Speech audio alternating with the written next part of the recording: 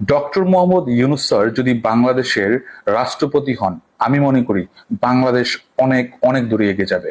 একবার চিন্তা করে দেখেন, আমাদের বর্তমানের একজন তরুণ প্রধানমন্ত্রী আসতেছে, উনি হচ্ছেন জনাব তারেক রহমান। পাশাপাশি থাকবেন আমাদের doctor Mohammad Yunus sir as a president, বাংলাদেশের রাষ্ট্রপতি হিসাবে।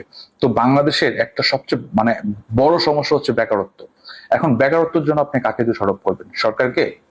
আপনার চিন্তা করতে হবে যে বাংলাদেশ এই ছোট্ট একটা দেশে এত কোটি কোটি মানুষ কর্মসংস্থানটা কোথায় করবে? জায়গাটা তো থাকতে হবে। তো এখন আমাদের যদি বিদেশের সাথে কূটনৈতিক সম্পর্কটা ভালো হয়, আরো আরো ভালো হয়, তাহলে কিন্তু আমরা বিদেশের খুব ইজিতে অনেক মানুষ বিদেশে পাঠাইতে পারবো। ওইখানে কিন্তু আমাদের কর্মসংস্থানের একটা সমাধান হয়ে যাচ্ছে।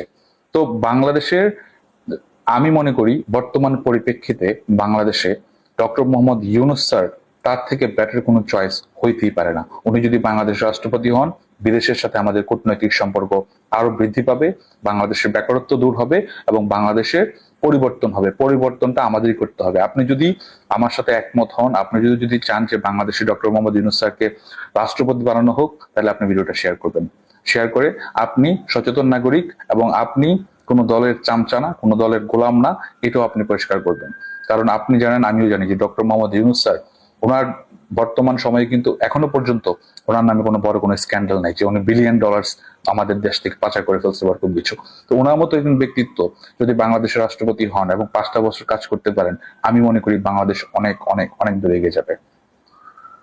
যদি আপনি আমার সাথে একমত হন, দয়া করে ভিডিওটা শেয়ার করবেন এবং সবাইকে বলবেন কারা কারা একমত আছেন, এটা সবাই যাতে শেয়ার করে, এবং শেয়ার করে আমরা সবাই মিলে ডক্টর মোহাম্মদ ইউনূস স্যারকে বাংলাদেশের রাষ্ট্রপতি বানাবো। ধন্যবাদ সবাইকে।